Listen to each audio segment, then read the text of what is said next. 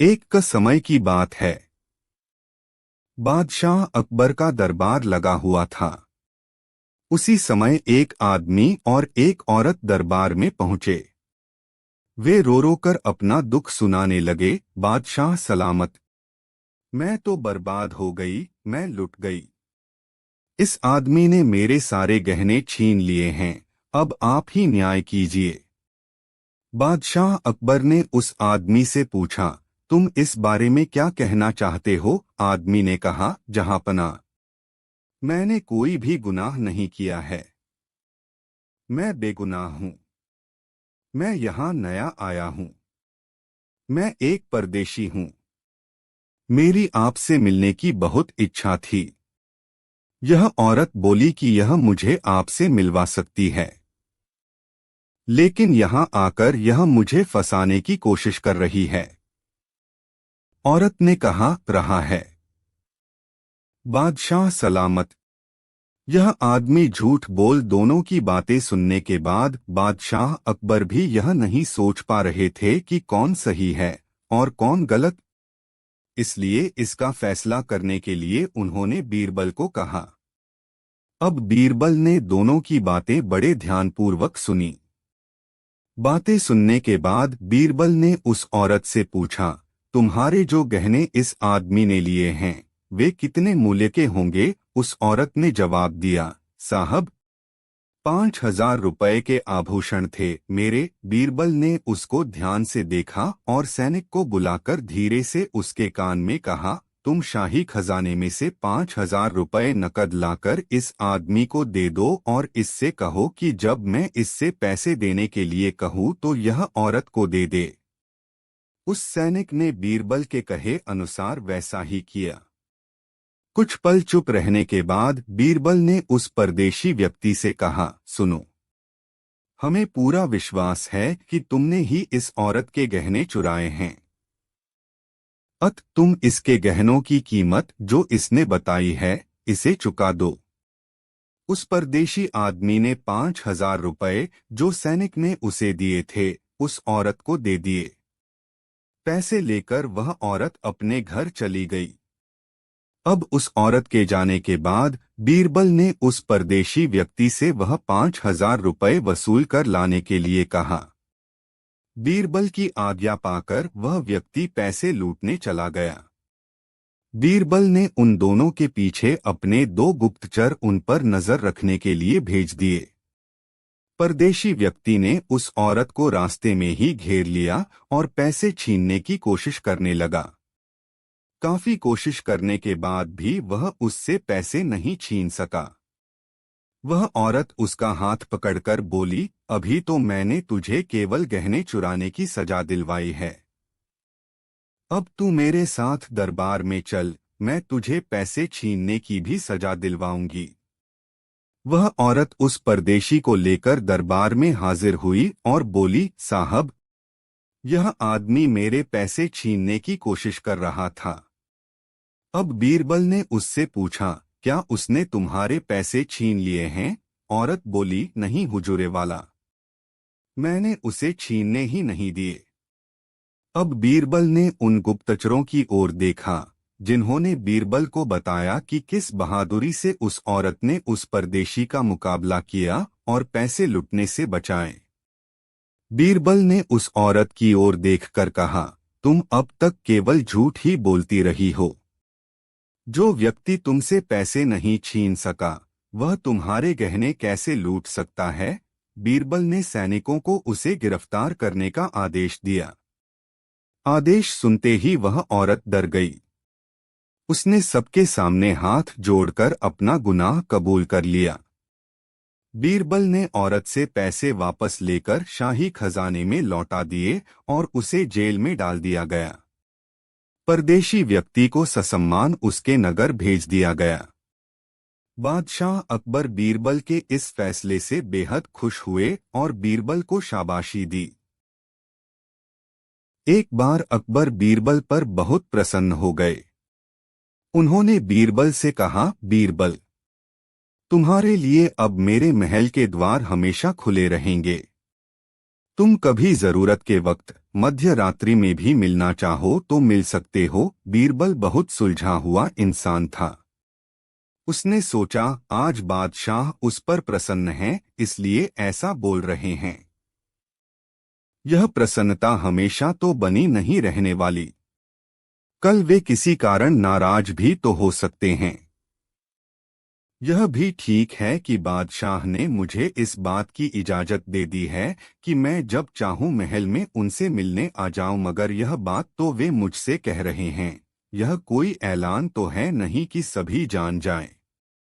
महल में आगंतुकों की आवाजाही पर तो द्वारपालों और सुरक्षा सेवकों का नियंत्रण रहता। महल में सुरक्षा कारणों से किसी के भी आने जाने का समय निर्धारित रहता है। बादशाह भी तो प्रायः गोपनीय बैठकों में व्यस्त रहते हैं और इन बैठकों के समय तो स्वयं बादशाह द्वारपालों और सुरक्षा सेवकों को निर्देश दे देते हैं कि कोई भी आए तब कह देना आज मुलाकात संभव नहीं है। बीरबल को यूं चुपचाप देखकर अकबर ने बीरबल से पूछा, क्या बात है बीरबल, मेरे इस कथन से तुम्हें प्रसन्नता नहीं हुई? बीरबल ने उत्तर दिया, ऐसी बातों पर प्रसन्न कैसे हुआ जा सकता जहांपना। बादशाह का महल कोई धर्मशाला तो है नहीं कि कोई जब चाहे चला आए। बादशाह का जीवन नियमों में बंधा होता है। उसकी दिनचर्या निर्धारित रहती है। रोज उसे तय करना पड़ता है कि कल वह किससे मिले, क्यों मिले और क्या बातें करे। ऐसे में मैं या कोई अन्य कैसे जब चाहे आपसे मिल सकता है।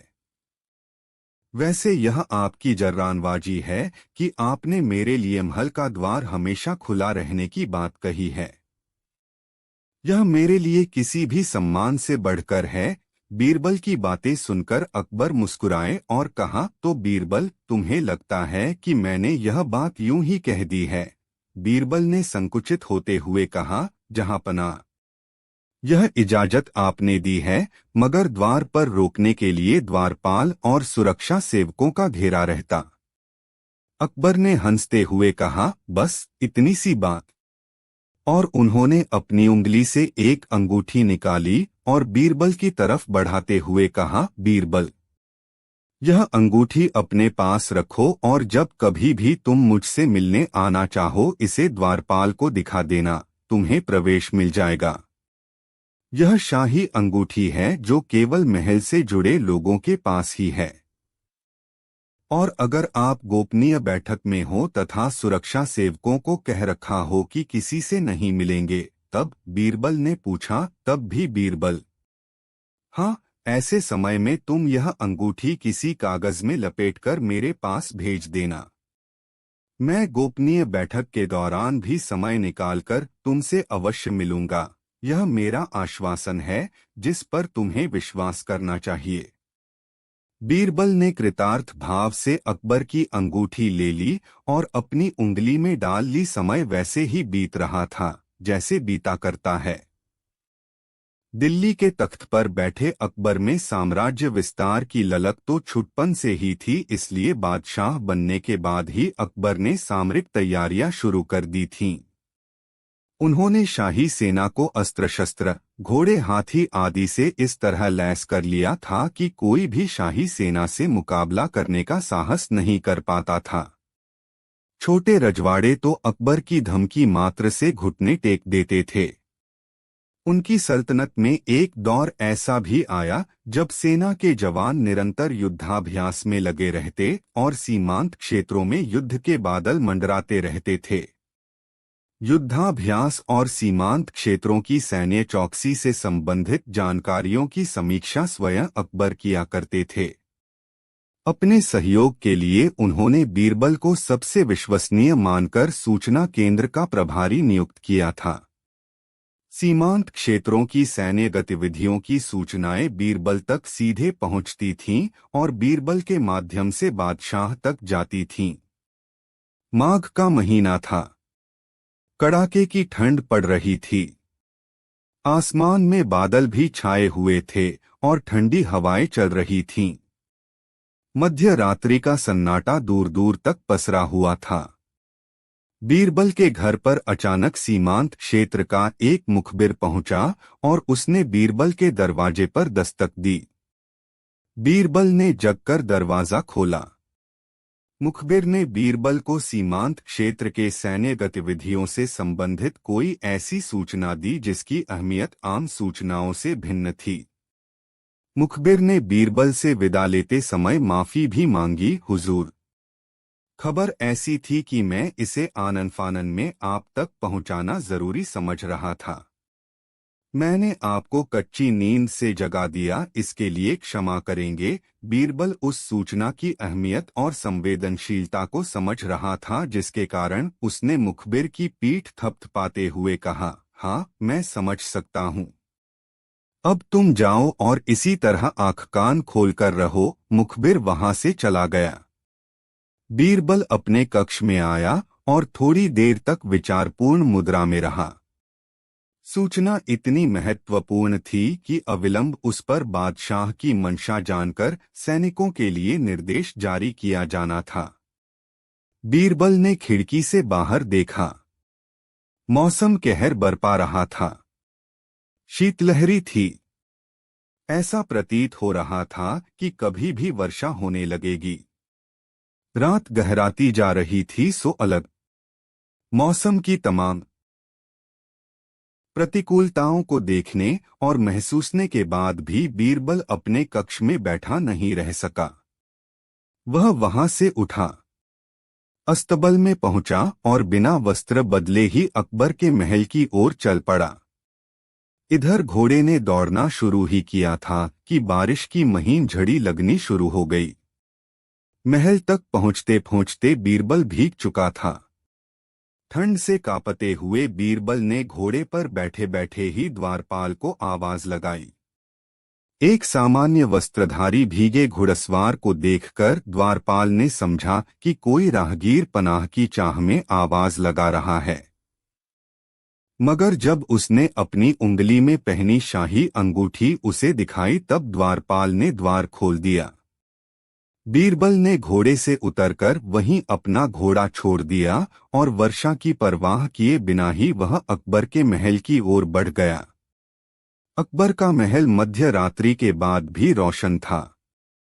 झाड़फानूस से फैलती रोशनी आंखें चुंधिया देने के लिए काफी थी। जैसे जैसे वह महल के करीब पहुंचता जा रहा था वैसे वैसे उसे यह विश्वास होता जा रहा था कि अकबर के महल में लोग जाग रहे हैं और वहां कुछ गतिविधियां अवश्य चल रही हैं। महल के पास पहुंचने पर उसे सुरक्षा सेवकों ने घेर लिया। बीरबल ने सुरक्षा सेवकों को लाख समझाया कि उसे बादशाह से अभी मिलना राष्ट्रहित में है तथा बादशाह से किसी भी वक्त मिलने का विशेषाधिकार उसे प्राप्त है, इसलिए उसे रोका न जाए। मगर सुरक्षा सेवकों ने उसकी कोई बात नहीं सुनी और सुरक्षा अधिकारी के पास उसे लेकर आ गए। जब बीरबल ने सुरक्षा अधिकारी को शाही अंगूठी दिखाई और बादशाह से मिलने का विशेषाधिकार प्राप्त होने की बात कही तब उस सुरक्षा अधिकारी ने उसे सम्मानपूर्वक बैठा तो लिया मगर बादशाह के महल में प्रवेश की इजाजत यह कहते हुए नहीं दी कि अभी बादशाह सलामत काबुल के बादशाह के साथ कुछ गोपनीय बातों में मशगूल हैं, इसलिए इस बातचीत के दरमियान किसी को भी वहां दखल देने की इजाजत नहीं दी जा सकती। थक-हार कर बीरबल ने अपनी उंगली से बादशाह की दी हुई अंगूठी निकाली और उसे एक कागज में लपेटकर सुरक्षा अधिकारी को देते हुए कहा, आप बस इतनी कृपा करें कि इसी तरह कागज में लिपटी अंगूठी बादशाह तक पहुंचा दें। वे मुझे अवश्य बुलवा लेंगे। सुरक्षा अधिकारी इस बात के लिए राजी हो गया और कागज में लिपटी अंगूठी लेकर उस कक्ष में गया जहां बादशाह काबुल से आए मेहमान से बातें करने में मशगूल थे। सुरक्षा अधिकारी को साहस नहीं हुआ कि वह कुछ बोले, इसलिए उसने कागज में लिपटी अंगूठी बादशाह के सामने की मेज पर रख दी और वहां से लौट आया। कुछ समय गुजर जाने के बाद भी जब अकबर का बुलावा नहीं आया तब बीरबल ने सुरक्षा अधिकारी से पूछा, आपने कागज में लिपटी अंगूठी बादशाह सलामत के हाथ में दी थी? नहीं, मैंने उसे उनके सामने की मेज पर रख दिया था। वे बातें करने में व्यस्त थे, सुरक्षा अधिकारी ने उत्तर दिया। अब बीरबल ने समझ लिया कि जब बादशाह की नजर उस पर पड़ेगी तभी वे उसे बुलाएंगे। हालांकि अब बारिश रुक गई थी मगर ठंडी हवाएं अभी भी चल रही थीं और वह भीग जाने के कारण ठंड से थरथर कांप रहा था। उसने देखा कि सुरक्षा सेवक बाहर अलाव जलाकर आग ताप रहे हैं, तब उससे रहा नहीं गया। उसने सुरक्षा अधिकारी से कहा, मैं आग तापने अलाव के पास जा रहा हूँ। बादशाह का बुलावा आए तब मुझे अवश्य सूचित कीजिए। काबुल के बादशाह बातचीत करते समय अकबर ने देख लिया था कि सुरक्षा अधिकारी उसकी मेज पर कुछ रख गया है। बातचीत करते हुए ही मेज से वह कागज उठाकर खोला तो उससे अंगूठी निकली। एक झटके में उन्हें याद हो आया कि यह अंगूठी बीरबल को दी गई थी। जरूर किसी आवश्यक काम से बीरबल आया हुआ है। अपने मेहमान से शिष्टाचारवश क्षमा मांगते हुए अकबर कक्ष से बाहर निकले और सुरक्षा अधिकारी के पास पहुंचकर पूछा, कहाँ है बीरबल? उन्हें आने से क्यों रोका? बीरबल का नाम उस अधिकारी ने सुन रखा था मगर उसे पहचानता नहीं था। बादशाह के स्वयं आने पर वह बीरबल की अहमियत समझ गया। उसने अकबर को बताया, बीरबल बाहर सुरक्षा सेवकों के साथ अलाव ताप रहे हैं। अकबर सुरक्षा अधिकारी के कक्ष से निकलकर तेज कदमों से अलाव के पास आए। बीरबल ने अकबर को स्वयं आया देख उनका अभिवादन किया और उनके पास पहुंचकर धीरे से मुखबिर द्वारा दी गई सूचना उन्हें दी। सूचना मिलते ही अकबर बहुत खुश हो गए और बीरबल को सीने से लगाते हुए कहा, बीरबल, तुम नहीं जानते कि किस शिद्दत से मैं इस सूचना का इंतजार कर रहा था। खैर, तुम इसकी चिंता अब मत करो, मैं देख लूंगा कि अब क्या करना है। बीरबल वहां से जाने लगा। तब अकबर ने कहा, अब मैं तुम्हें इन गीले कपड़ों में तो जाने नहीं दूंगा, आ जाओ मेरे साथ। सुरक्षा अधिकारी के कक्ष से गुजरकर ही उन्हें अपने कक्ष में जाना था। जब वे सुरक्षा अधिकारी के कक्ष में प्रवेश कर रहे थे तब सुरक्षा अधिकारी बीरबल से क्षमा याचना करने लगा कि उसने उन्हें नहीं पहचाना। इस पर अकबर उस सुरक्षा अधिकारी पर नाराज होने लगे। तभी बीरबल ने हस्तक्षेप करते हुए कहा, जहांपनाह, सुरक्षा अधिकारी ने काबिले तारीफ काम किया है, उसे तो इनाम मिलना चाहिए, डांट नहीं। अकबर ने तत्काल अपने क्रोध पर काबू पा लिया और बीरबल से कहा, तुम ठीक कहते हो बीरबल, और बीरबल के साथ अपने कक्ष में चले गए। शाम ढलने को थी। सभी आगंतुक धीरे धीरे अपने घरों को लौटने लगे थे। तभी बीरबल ने देखा कि एक मोटा सा आदमी शर्माता हुआ चुपचाप एक कोने में खड़ा है। बीरबल उसके निकट आता हुआ बोला, लगता है तुम कुछ कहना चाहते हो। बेहिचक कह 44 डालो जो कहना है। मुझे बताओ तुम्हारी क्या समस्या है? वह मोटा व्यक्ति सकुचाता हुआ बोला, मेरी समस्या यह है कि मैं पढ़ा लिखा नहीं हूँ। मैंने अपनी शिक्षा पर ध्यान नहीं दिया, जिसका मुझे खेद है। मैं भी समाज में सिर उठाकर सम्मान से जीना चाहता हूँ, पर अब लगता है कि ऐसा कभी नहीं हो पाएगा। नहीं, कोई देर नहीं हुई, ऐसा जरूर होगा यदि तुम हिम्मत न हारो और परिश्रम करो। तुम में भी योग्यता है, बीरबल ने कहा, लेकिन ज्ञान पाने में तो सालों लग जाएंगे। मोटे आदमी ने कहा, मैं इतना इंतजार नहीं कर सकता। मैं तो यह जानना चाहता हूँ कि क्या कोई ऐसा तरीका है कि चुटकी बजाते ही प्रसिद्धि मिल जाए। प्रसिद्धि पाने का ऐसा आसान रास्ता तो कोई नहीं है। बीरबल बोला, यदि तुम वास्तव में योग्य और प्रसिद्ध कहलवाना चाहते हो तो मेहनत तो करनी ही होगी, वह भी कुछ समय के लिए। यह सुनकर मोटा आदमी सोच में डूब गया। नहीं, मुझ में इतना धैर्य नहीं है, मोटे आदमी ने कहा, मैं तो तुरंत ही प्रसिद्धि पाकर पंडित जी कहलवाना चाहता हूँ। ठीक है, बीरबल बोला, इसके लिए तो एक ही उपाय है। कल तुम बाजार में जाकर खड़े हो जाना। मेरे भेजे आदमी वहां होंगे जो तुम्हें पंडित जी कहकर पुकारेंगे। वे बार बार जोर जोर से ऐसा कहेंगे। इससे दूसरे लोगों का ध्यान इस ओर जाएगा, वे भी तुम्हें पंडित जी कहना शुरू कर देंगे। ऐसा होना स्वाभाविक भी है। लेकिन हमारा नाटक तभी सफल होगा जब तुम गुस्सा दिखाते हुए उन पर पत्थर फेंकने लगोगे या हाथ में लाठी लेकर उनको दौड़ाना होगा तुम्हें। लेकिन सतर्क रहना, गुस्से का सिर्फ दिखावा भर करना है तुम्हें। किसी को चोट नहीं पहुंचनी चाहिए। उस समय तो वह मोटा आदमी कुछ समझ नहीं पाया और घर लौट गया। अगली सुबह वह मोटा आदमी बीरबल के कहे अनुसार व्यस्त बाजार में जाकर खड़ा हो गया। तभी बीरबल के भेजे आदमी वहां आ पहुंचे और तेज स्वर में कहने लगे, पंडित जी, पंडित जी।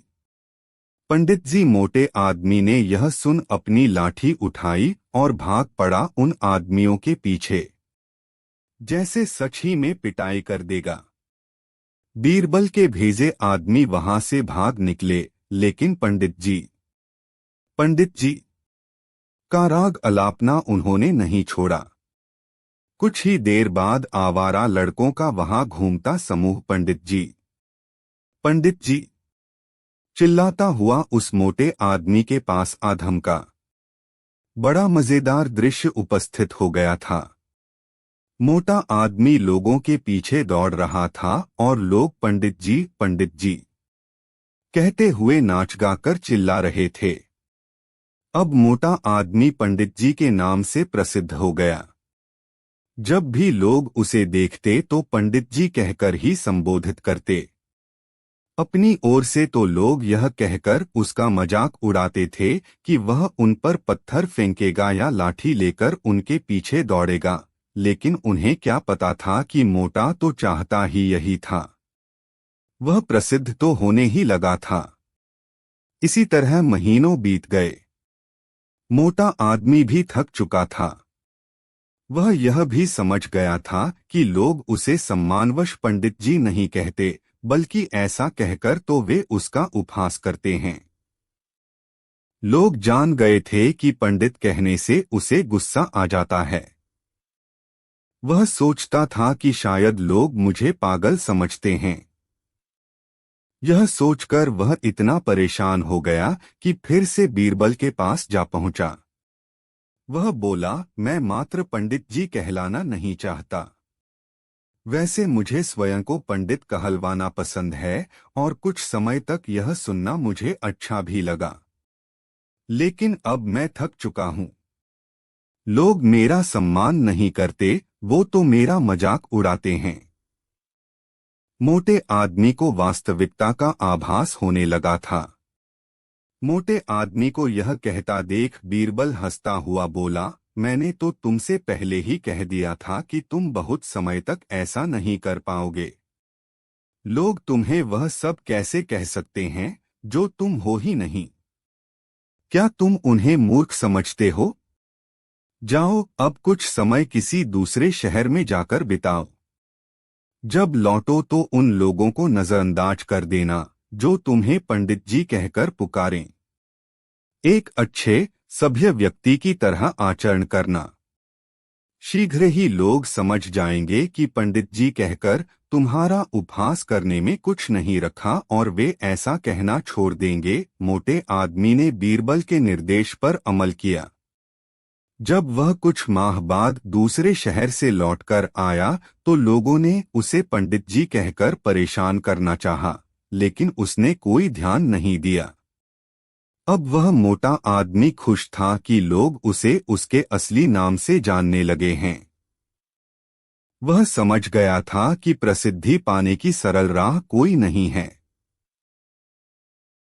एक दिन की बात है, बादशाह अकबर बीरबल के साथ घोड़े पर सवार होकर जनता का दुख दर्द समझने के लिए निकले।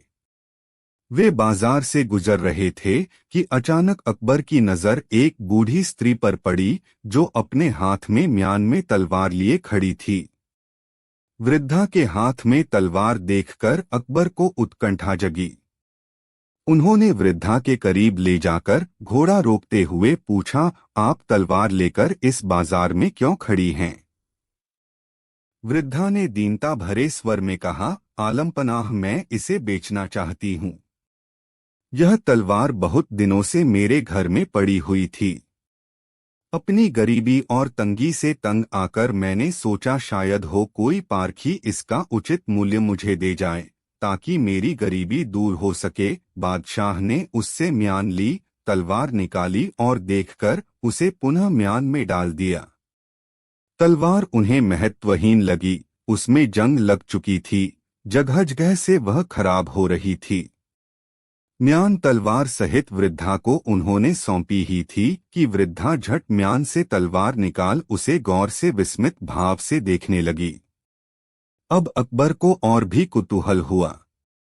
उन्होंने मुस्कराकर टोका, मैंने आपकी तलवार बदल नहीं ली है, आप इस प्रकार परेशान होकर अपनी तलवार क्यों देख रही हैं? बादशाह के साथ घोड़े पर सवार बीरबल वृद्धा की बुद्धिमत्ता परख चुके थे। उन्होंने झट बादशाह से कहा, जहांपनाह, वृद्धा इस बात पर आश्चर्यचकित है कि बुजुर्गों की कहावत आज झूठी क्यों पड़ गई। बुजुर्गों की कहावत झूठी मैं समझा नहीं बीरबल। अकबर और भी उलझा, मैं समझाता हूँ आलमपना। दरअसल इस औरत ने सुन रखा होगा कि पारस के संपर्क में आकर लोहा सोना हो जाता है। आपने इसकी तलवार हाथ में लेकर देखी, इसके बाद भी लोहा ही रही, चकित होने का तो मुकाम है ही। बिल्कुल यही बात है, वृद्धा बोल पड़ी। ओह, ऐसी बात? बीरबल के कथन का मर्म समझकर अकबर हंस पड़े। उन्होंने तुरंत सिपाहियों को आदेश दिया कि वृद्धा को कोषागार से तलवार के बराबर का स्वर्ण दिलवा दिया जाए। अकबर बादशाह ने एक दिन बीरबल के सामने प्रश्न रखा, कृतज्ञ और सबसे कृतघ्न कौन? बीरबल ने कहा, एक दिन का समय दीजिए, सप्रमाण उत्तर दूंगा। अगले दिन बीरबल बादशाह के सम्मुख एक पालतू कुत्ता और दामाद लेकर उपस्थित हुए और कहा, सबसे कृतज्ञ कुत्ता होता है, बादशाह सलामत, और सबसे कृतघ्न दामाद होता है, सिद्ध करो। बादशाह ने मुस्कराकर कहा, स्वामी भक्त और वफादार होता है। इसे गलती पर कुत्ता मारा पीटा जा सकता है। यह कुछ देर बाद फिर दुम हिलाता हुआ कदमों पर आ लौटता है, यह कृतज्ञ है। फिर बताया, और यह जवाई है, इसे बेटी दो, दान दहेज दो, परंतु इसे संतोष नहीं होता। हमेशा दामाद होने की अकड़ में भरा रहता है, आथ यह सबसे बड़ा कृतघ्न है। बादशाह को गुस्सा आ गया, बोले, ऐसे दामाद को सजा देनी चाहिए। गलत, बीरबल ने कहा, यह किसी एक दामाद की बात नहीं, यह तो जग की रीत चली आ रही है। बादशाह सलामत, आप भी किसी के जवाई हैं, मैं भी हूँ, किस किस को आप दंड देंगे? बीरबल की कुशाग्र बुद्धि की अकबर प्रशंसा किए बगैर न रहे।